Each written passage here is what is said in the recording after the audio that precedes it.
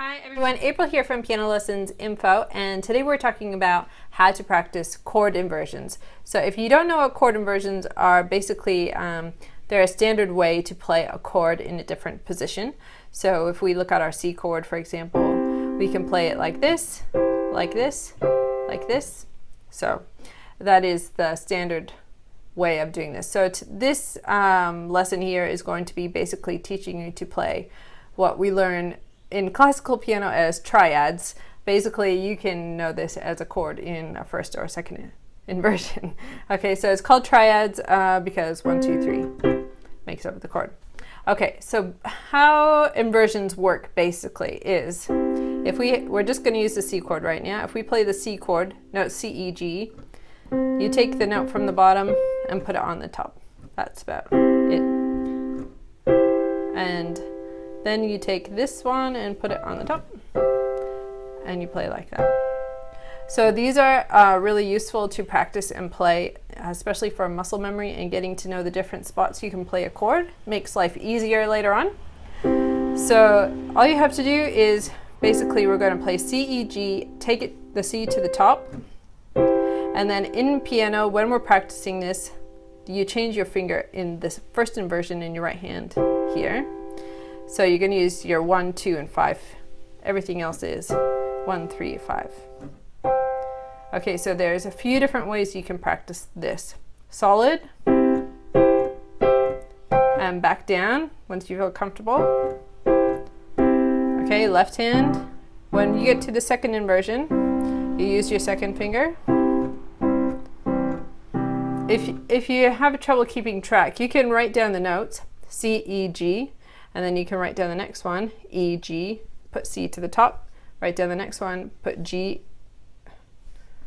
at the top, put E at the top.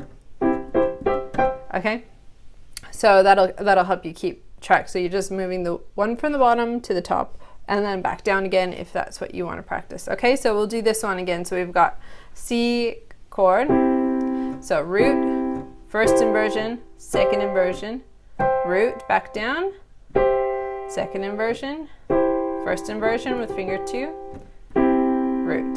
Okay, left hand,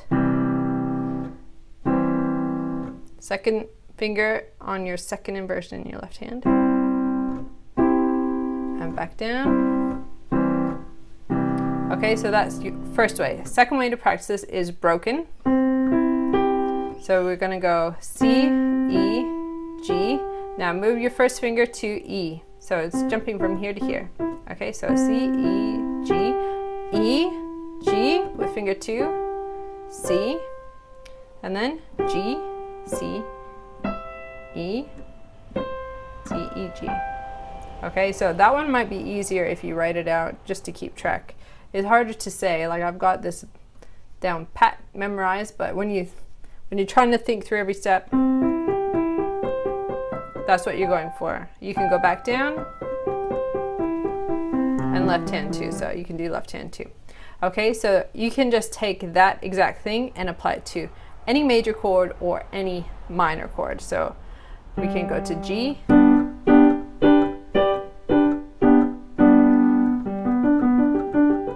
and then back down again. So that's something this is technique that people practice when they're learning to play piano, and it's a good idea for anyone willing to take the time to do it, basically. So that's your inversions. When you have a sharp,